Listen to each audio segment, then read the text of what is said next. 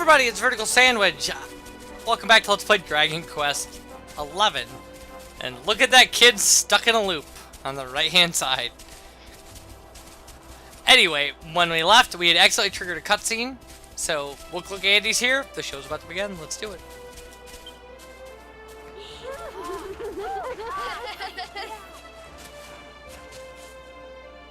Are you all paying attention? Good.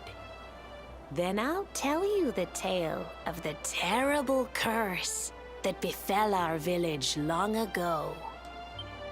The curse of a crafty creature with a face as pretty as a pearl, but a heart as black as coal.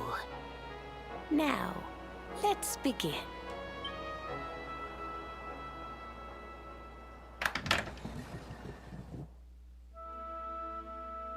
Once upon a time, a master fisherman lived in Honolulu. He caught more fish and gathered more pearls than any of the other men in the village.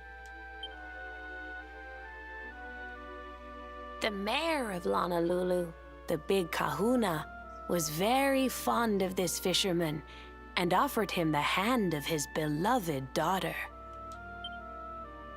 The fisherman and the kahuna's daughter agreed to be married, and the future of the village looked bright.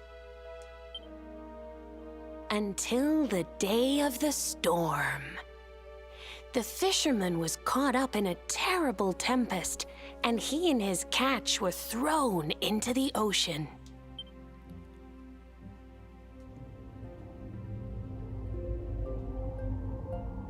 As he sank through the water, he saw the pearls he had gathered shining like stars all around him. The light faded, and he prepared to meet his maker. But instead, he met her, a mermaid more beautiful than any creature he had seen before. She held him in her arms and whispered in his ear, "I will give you your life if you give me your soul." Many days passed, and the fisherman did not return. The people of the village thought him dead and held a funeral for him on the beach. But just as they were beginning to sing his soul into the next world, he appeared, exhausted but alive. The kahuna's daughter was overjoyed to have her beloved home and stayed by his bedside night and day, nursing him back to health. But the fisherman was no longer the man she knew. All day he would stare out to sea, muttering over and over, "I must marry that mermaid."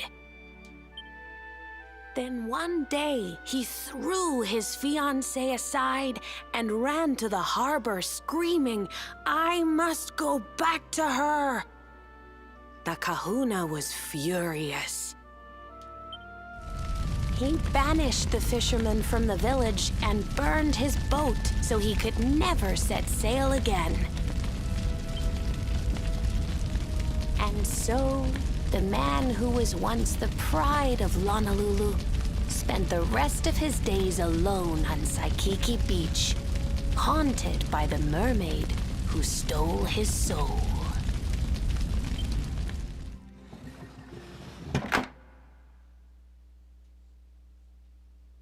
That's all for today, children. I'll tell you the rest of the story tomorrow. Mermaids are scary! Whoa! The mermaid's coming to steal our souls! Run! Yeah, I'm gonna let them stay frozen there after he yells run because I think it's funny. There we go, now they can run. Aloha, friends. Is there anything I can do for you?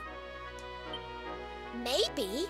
We're looking for a fisherman called Kai. Do you know where we can find him? Oh my! What a coincidence! You must be looking for my son, Kainui. Are you friends of his? I'm afraid he's not here at the moment. All the men have sailed west to fight the giant squid that's been attacking our ships. If you want to hurry things along, maybe you could go lend a hand. Once that monster's dealt with, they'll all come back to the village, sure enough. Yeah, or we could just let them do it. But be wary, friends. That squid isn't the only danger out on the seas. Don't let a crafty mermaid make you all pupule. I'd hate to see you go crazy. Oh, papule is how we... Yeah, right.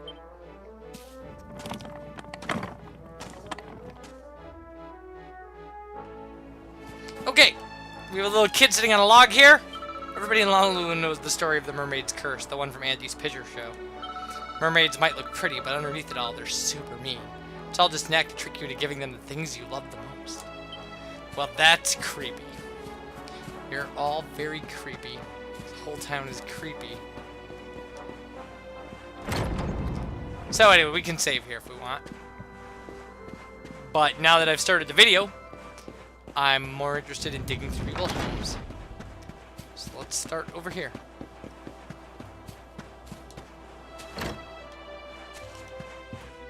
Okay, looks like I have 2 breakable pots. And nothing else.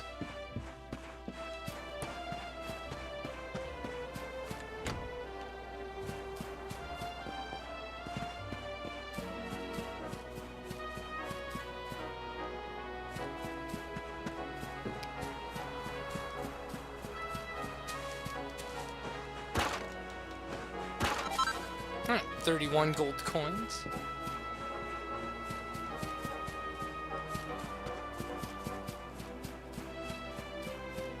There's a cat. Oh, cool. And there are some books we can read here. Before we do that, let's check out cannons everywhere. This is obviously the cannon lady's house, huh? Okay, we get Dave Legend. Despite his humble beginnings as a farmer's son, our hero's winning personality and superior physical strength enabled him to quickly climb the ranks of the Zardustian Royal Navy. When his beloved king fell, he became a pink-masked privateer, striking fear into the hearts of the vilest scum of the seas, and expressing his grief in an incident that soon became famous the world over. With the help of a mysterious traveling entertainer friend, he somehow managed to paint the mast of every ship in the inland sea, frigates, freighters, clippers, and caravels, a shocking shade of pink.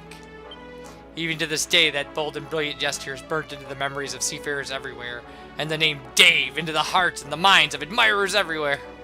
So Dave, our guy, steers our boat painted everything pink? Alright. There's a large illustrated encyclopedia entitled The Deadly Denizens of the Deep.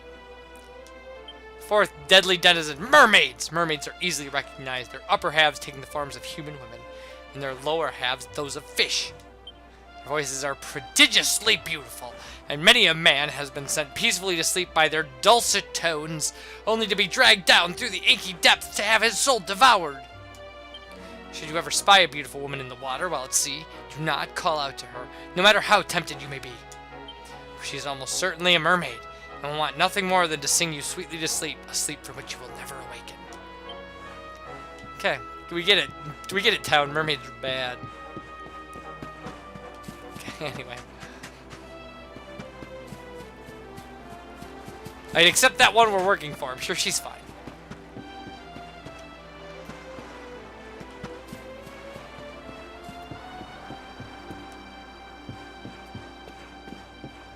Oh, there's the item shop. Hello, item shop guy. Come behind the counter here. Well, you don't have anything that interests me. Well, I mean, you might, but I'm not checking today. Alright, so there's another one over here.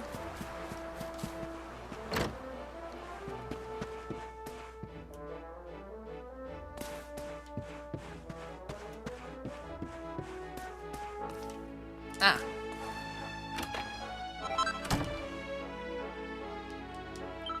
All that stuff about the mermaid is baloney. It's just something grown-ups made up to scare us out of going too far out to sea alone.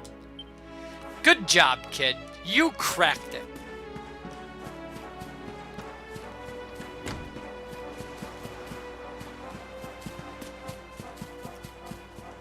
Alright. So that was the item shop.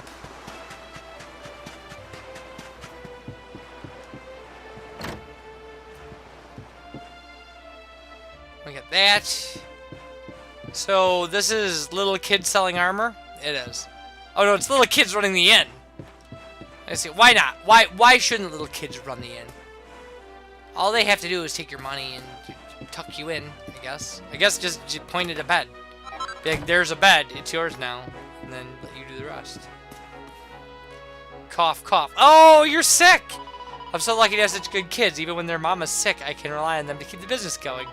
I don't know what I did to deserve them. I'm so thankful I could cry, Sniff. Oh, yeah, that's sweet. That's so sweet that you're like, I'm sick, cough, cough, and your kids are like, we'll run the inn, Mom. Good for them. You're good kids. I like you. Alright. I guess we could check out the armor shop. There's probably plenty of places I'm missing, like little areas like this.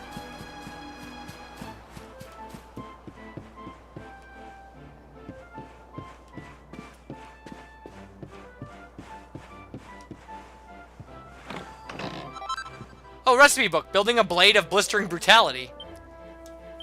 How to make cautery swords. That's certainly an interesting title for a sword. Alright. Oh yeah, it's women everywhere.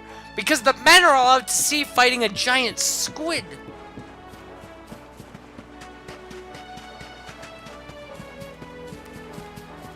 See, it's little details like that.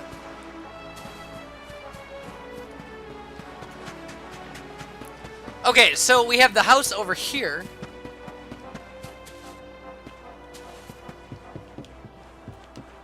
Well, this is the armor shop. And another lady. Plenty of armor. Nice little touch. Bookshelf. Recipe book, my first pearly pieces. Pink pearl rings and rosaries. I'll take it.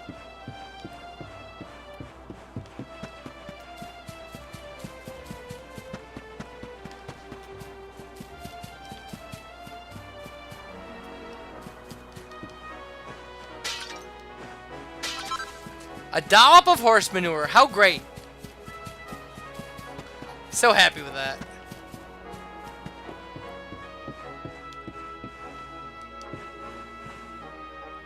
There's a book called Memoirs of a Treasure Hunter, Volume 2. This is the journal of Pseudonym, treasure hunter extraordinaire. I came to this village after catching wind of a rumor that a schooner carrying the rainbow was wrecked somewhere in Erdria's southern seas. In exchange for a couple of my best maps and charts, I enlisted the aid of the finest fishermen here. We dredged near enough the whole blessed ocean, but all we came back with was a few tasty scallops for tea. So I've been spending a quiet evening in the bar, enjoying our tasty catch, the village's local brew, in the company of the landlord's beautiful daughter. She tells me that my friend the fisherman is engaged to be married. He doesn't seem too keen on the arrangement, though. Shouldn't be surprised if he turns out to have his eye on someone else. But it's late now and growing dark. I may have not found the rainbow, but I've had a lovely day and met some even lovelier people. Ah, the traveler's life suits me down to the ground. Alright.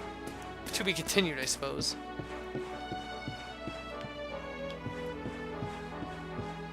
This is a nice house. I would like to live in a house like this. Little rock wall porch all the way around. Nice thatch roof. I'd be cool with that. That'd be great. Okay, was that it? That's all that's in this house? Is that one book? Fine. Fine. It's not fine. It's obnoxious. The biggest house in the village is right up here, though. Let me check that out. Came all the way to this far-flung backwater to buy some of their famous pearls, but it seems a certain giant squid has other ideas. It's making a nuisance of itself off the coast and stopping the fishermen doing their job. Now they're completely out of stock. Just come here looking for pearls too. I'm afraid it looks like all we can do is pray that the local finish off the horrible thing quickly so they can get back to work. Oh, speaking of praying, there's a little church behind the village elder's house at the top of these stairs if you ever need one. Well, that's all nice to know, but we already figured all that out. So this is the village elder's house. Run around and look for pots and stuff.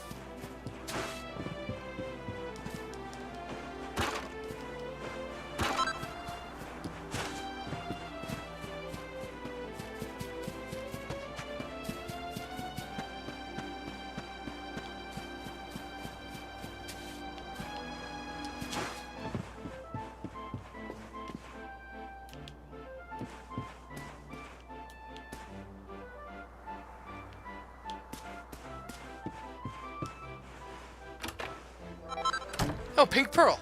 Ha! See, I'm a thief. I always find what I'm looking for. Stupid guy wanted to buy pearls. Sometimes the men who come here to buy pearls ask us if we know where they can find mermaids too. I heard one of them say something about their meat making you live forever. It's crazy talk if you ask me. Oh, that's horrific. I asked my tutu, that means my grandpa, what mermaids look like, and this is what he said. They have rosy cheeks that shine like pearls, long tails covered in shiny scales, and eyes as deep and blue as the ocean. But their mouths are filled with razor-sharp teeth, and they're so big they can gobble up little kids like me in a single bite. Hee hee, they must look so funny. Like, that's such a great attitude. Like, it's true. That would look funny. Like, it really would. Okay, I suppose before we head out to sea to fight a giant squid, I should save my game. Did I go in here? Probably went in here.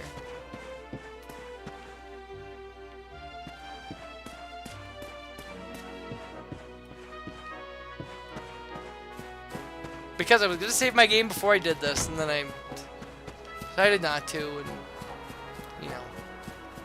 Things happened. Oh, wow, I could fall right off there. Okay, apparently you can fall right off there. That's cool.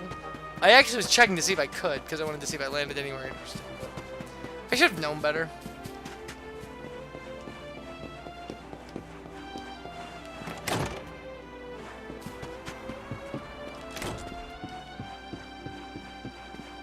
Alright.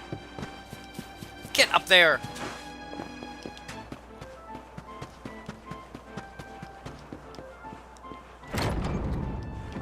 Now, there is a door here. And it's locked tight, so there's nothing we can do about that. Yet. When dark clouds spread across the sea, so too do they fill the hearts of the people. Though these are not my words, but those are my predecessor's predecessor. You are a seafarer, are you not? Beware the storm clouds, both above and within. Now, how can I help you? Okay, so we will save.